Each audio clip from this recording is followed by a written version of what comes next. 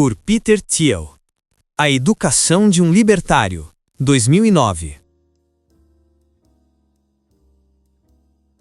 Permaneço comprometido com a fé da minha adolescência, com a liberdade humana autêntica como pré-condição para o bem maior. Oponho-me a impostos confiscatórios, a coletivos totalitários e à ideologia da inevitabilidade da morte de cada indivíduo.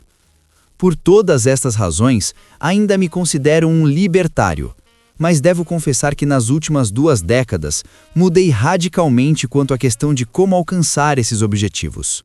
O mais importante é que já não acredito que liberdade e democracia sejam compatíveis. Ao traçar o desenvolvimento do meu pensamento, espero enquadrar alguns dos desafios enfrentados por todos os liberais clássicos de hoje. Quando era estudante de filosofia em Stanford, no fim dos anos 1980, fui naturalmente atraído pelo vai e vem do debate e pelo desejo de promover a liberdade por meios políticos. Fundamos um jornal estudantil para desafiar as ortodoxias vigentes no campus. Obtivemos algumas vitórias limitadas, notadamente ao derrubar os códigos de discurso que a universidade havia instituído. Mas, em um sentido mais amplo, não conquistamos tanto assim para todo o esforço despendido. Muito daquilo parecia guerra de trincheiras na frente ocidental da Primeira Guerra Mundial. Havia muita carnificina, mas não movíamos o centro do debate.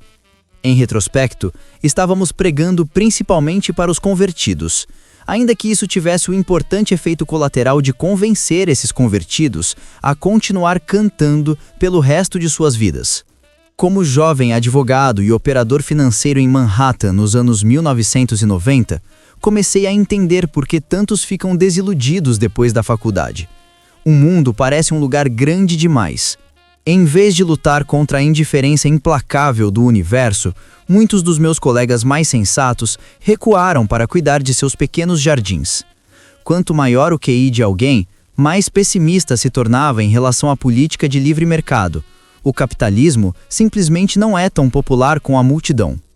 Entre os conservadores mais inteligentes, esse pessimismo frequentemente se manifestava em bebedeiras heróicas. Os libertários mais brilhantes, por outro lado, tinham menos escrúpulos com relação ao direito positivo e escapavam não apenas para o álcool, mas além dele. Ao avançarmos rapidamente para 2009, as perspectivas para uma política libertária parecem realmente sombrias. Prova A é uma crise financeira causada por dívida e alavancagem excessiva, facilitada por um governo que garantiu todo tipo de risco moral. E sabemos que a resposta a esta crise envolve ainda mais dívida e alavancagem, e ainda mais governo. Aqueles que defendem os mercados livres têm gritado contra um furacão. Os eventos dos últimos meses destroem quaisquer esperanças restantes dos libertários voltados para a política. Para nós que somos libertários em 2009, nossa formação culmina com o conhecimento de que a educação mais ampla do corpo político se tornou uma missão tola. Na verdade, de forma ainda mais pessimista, a tendência se movendo na direção errada há muito tempo. Para voltar às finanças, a última depressão econômica nos Estados Unidos, que não resultou em intervenção maciça do governo, foi o colapso de 1920 e 21. Foi uma crise aguda, mas breve, e implicou o tipo de destruição criativa schumpeteriana que pode levar a um verdadeiro boom. A década que se seguiu, os loucos anos 1920, foi tão forte que os historiadores esqueceram a depressão que a iniciou. Os anos 1920 foram a última década na história americana em que se podia ser genuinamente otimista em relação à política.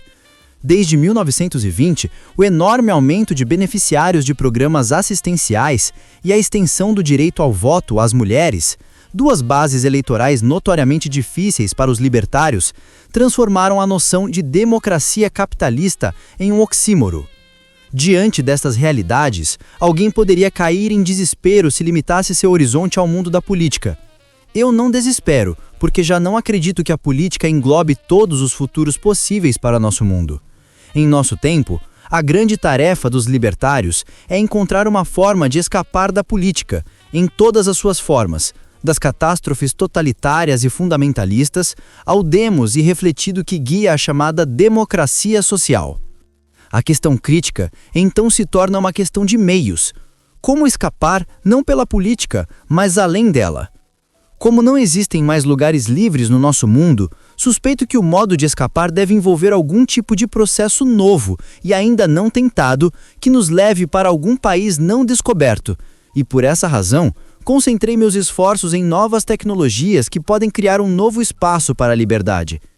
Permitam-me falar brevemente sobre 3 dessas fronteiras tecnológicas. 1. Ciberespaço. Como empreendedor e investidor, concentrei meus esforços na internet. No fim da década de 1990, a visão fundadora do PayPal girava em torno da criação de uma nova moeda mundial, livre de qualquer controle ou diluição por parte dos governos. O fim da soberania monetária, por assim dizer. Nos anos 2000, empresas como o Facebook criaram espaço para novos modos de dissidência e novas formas de formar comunidades, não limitadas pelos estados-nação históricos. Ao iniciar um novo negócio na internet, um empreendedor pode criar um novo mundo. A esperança da internet é que esses novos mundos impactem e forcem mudanças na ordem social e política existente. A limitação da internet é que esses mundos são virtuais, e qualquer escape pode ser mais imaginário do que real. A questão aberta, que não será resolvida por muitos anos, gira em torno de qual dessas visões da internet se provará verdadeira. 2. Espaço sideral. Como as vastidões do espaço representam uma fronteira ilimitada, eles também representam uma possibilidade ilimitada de escapar da política mundial. Mas a fronteira final ainda tem uma barreira de entrada. As tecnologias de foguete tiveram apenas avanços modestos desde a década de 1960, sendo que o espaço ainda permanece quase impossivelmente distante. Devemos redobrar nossos esforços para comercializar o espaço, mas também precisamos ser realistas quanto aos tempos envolvidos. O futuro libertário da ficção científica clássica, à la Heinlein, não acontecerá antes da segunda metade do século XXI. 3. Cis-Tiden. Entre o ciberespaço e o espaço sideral está a possibilidade de colonizar os oceanos. Para mim, a questão sobre se as pessoas viverão lá, resposta, um número suficiente viverá, é secundária diante da questão sobre se a tecnologia para Cis-Tiden é iminente. Do meu ponto de vista, a tecnologia envolvida é mais incerta do que a da internet, mas muito mais realista que a da viagem espacial. Podemos ter chegado ao ponto em que é economicamente viável, ou em que será em breve. É um risco realista, e por essa razão apoio entusiasticamente essa iniciativa. O futuro da tecnologia não é pré-determinado e devemos resistir à tentação do utopismo tecnológico. A noção de que a tecnologia tem um impulso ou uma vontade própria, de que ela garantirá um futuro mais livre, e, portanto, que podemos ignorar o terrível arco da política no nosso mundo.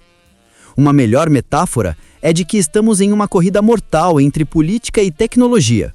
O futuro será muito melhor ou muito pior, mas a questão do futuro continua muito em aberto. Não sabemos exatamente quão apertada essa corrida é, mas suspeito que ela pode ser muito acirrada, decidida até o último segundo. Ao contrário do mundo da política, no mundo da tecnologia, as escolhas dos indivíduos ainda podem ser decisivas. O destino do nosso mundo pode depender do esforço de uma só pessoa que construa ou propague a maquinaria da liberdade que torne um mundo seguro para o capitalismo. Por essa razão, todos nós devemos desejar o Patrick Friedman o melhor possível.